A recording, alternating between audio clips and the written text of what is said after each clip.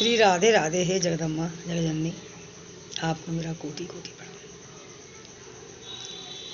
एक लड़की की नई नई शादी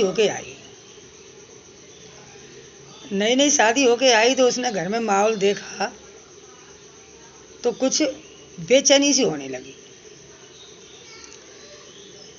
उसने देखा वो पढ़ी लिखी लड़की थी बेचारी, अपने अच्छे परिवार से आई थी। उसने अपने घर ऐसा कभी नहीं देखा, ऐसा उसने यहाँ आके देखा। तो ससुर शराब पीते थे, सास भी कुछ ज़्यादा ठीक नहीं थी, ननंद अब्बू अपना आवारापना जाती, सुबह शाम को आती पढ़ने का नाम लेके। देवर है तो वो डांस, हर समय डांस में ही लगे रहते। अपना आदमी वो भी शराब पीता था, शाम को आता था। तो ये नहीं कि नई नई शादी हुई है तो कुछ प्यार से बातें करें, कुछ चीज़ें ला के दें, कुछ करें। लड़की बेचारी चुपचाप बैठी रहती, लड़की कुछ नहीं कहती। लड़की ने जाके अपने घर कहा कि पापा वहाँ का तो सब बहुत बुरा माहौल है, तुमने क्या देख के मेरी शादी करी? क्यों बेटी करे पापा? कोई यही नहीं है कि खाने पीने के कोई टाइम होगा, कोई साग सब्जी कोई बनाने के टाइम हो, किसी से क्या पूछूं? कोई खा रहा है 12 बजे, कोई खा रहा है 2 बजे, कोई खा रहा है 1 बजे। ना कोई भजन पूजा, ना घर में कोई मंदिर है, ना कोई दीपक जलता है, कुछ भी नहीं होता है।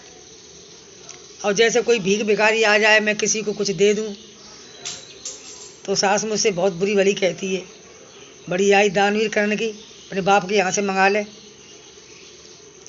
ननंद है वो कभी बोलती भी नहीं है, कुछ कहूँ तो क्या लगी रहती है, अपना काम करो, चलो ये बना के लाओ, चलो वो बना के लाओ।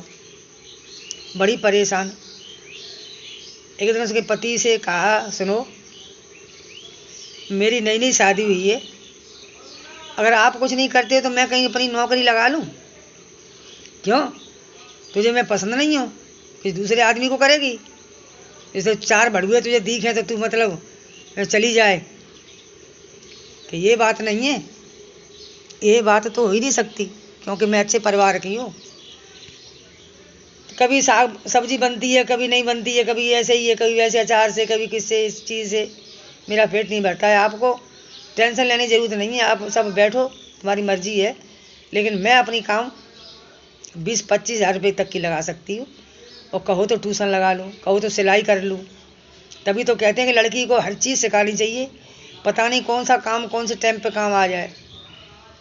लड़की का तो ये समझ लो कि लड़के से ज़्यादा ध्यान रखना चाहिए, क्योंकि लड़की एक पराए घर की हो जाती है। वो बेचारी कभी ये नहीं कह पाती, जिस खूंटे से तुम बांध दोगे उसी में बंधी रहेगी, समझे? और भली मानस होगी तो, अगर वैसी होगी तो सोच लेगी यहाँ नहीं तो यहाँ सही, यहाँ नहीं तो यहाँ सही। अच्छी भली मानस होगी तो बेचारी जैसे तुम बांध दो चली जा, जैसे घर पे कर दो वैसे बनी रहेगी बेचारी। वो बड़ी दुखी रहती थी, बड़ी बेचारी। क्या बाप से कहूँ, क्या भाई से कहूँ? वहाँ भी मेरी भाभी हैं, मेरा बाप है वो बूढ़ा है, मेरी बहन शादी को, मैं किससे क्या कहूँ? ये तो मेरा नसीब है, क्या करूँ क्या ना करूँ। तो एक दिन उसने परेशान होके उड़ते उड़ते अपने मोबाइल में देखती थी, तो उन्हें मालूम पड़ा प्रेमानंद महाराज जी ऐसे एक देवता स्वरूप हैं कि वो सबका समाधान करते हैं। तो वो अपने पियर गई, पियर माँ बाप ने कहा, बेटी तू उस घर को छोड़ दे, अभी तेरा कुछ नहीं बिगड़ा है, मैं तेरी नई दूसरी शादी करवा दूंगा, छोड़ दे उस घर को, क्यों अपना बर्बाद कर रही है अपना जीवन बेटी। वहाँ ये सुधरने वाले लोग नहीं है, हमें नहीं पता था, इस जिसने शादी करवाई उसका साले का नाश जाए। हैं कम से कम 1-2 साल हम देखते, उनको बतते तो मालूम पड़ती, हमने तो तुरंत ही शादी कर दी, कुछ देख लेख नहीं पाया, इसलिए हम आज परेशानी उठा रहे हैं अपनी बेटी को लेके। कहाँ जाएँ? बहुत समझाई कि बेटी तू अपनी दूसरी शादी कर ले, कुछ नहीं बिगड़ा है। बड़ी वो करना नहीं चाहती थी, वो कहती थी कि मैं जैसे भी रहूँगी, जैसे उनके साथ ही रहूँगी पापा, ये मत सोचो मैं कहाँ जाऊँगी, वहाँ जाऊँगी तो वहाँ भी शायद मेरे भाग्य में यही बता हो, तो वही राग वहाँ मिलेगा, वही पति ऐसा ही मिलेगा, क्या कैसे। तो वो प्रेमानंद महाराज जी के पास चली गई। तो उसने हाथ जोड़ के प्रेमानंद महाराज जी से कही कि गुरु जी आप मेरी समस्या का समाधान कर सकते हो, आप ही मुझे डोरी दिखा सकते हो। प्रभु मैं क्या करूं? क्या बात है बेटी? कि मेरी नई शादी हुई है, अभी 2 महीने हुए, मैंने घर परिवार जाके देखा है तो वहाँ तो माहौल ख़राब है, मांस मदरा, वहाँ तो दारू शराब, कोई डांस देख रहा है तो कोई डांस क्लिप में जा रहा है, कोई लड़की सुबह जाती शाम को आती, कोई साग सब्जी की कोई टाइम ही नहीं, कोई खाने पीने का कोई राग ही नहीं। गुरुजी मैं क्या करूं? अगर माँ बाप से कहूं तो माँ बाप कहते हैं कि घर छोड़ दो बेटी और दूसरी शादी अपनी कर लो, चलो मैं तुम्हें दूसरे जगह।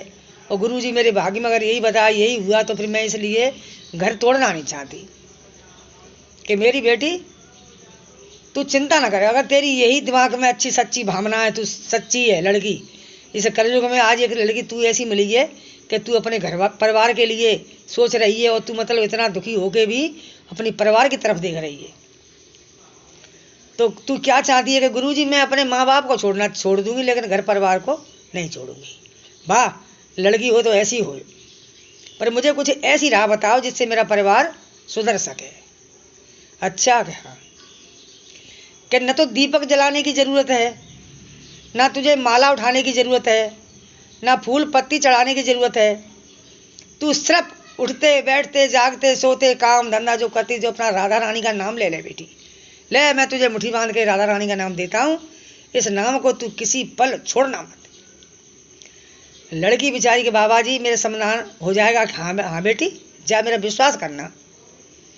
तो लड़की घर आ गई। घर आके उसने अपना गुरुजी का पहला नाम लेती थी, प्रेमानंद महाराज जी की, कहती है प्रभु आपको मेरा कोटि कोटि प्रणाम। उसने राधा नाम चालू कर दिया, हर समय राधा राधा राधा राधा राधा राधा।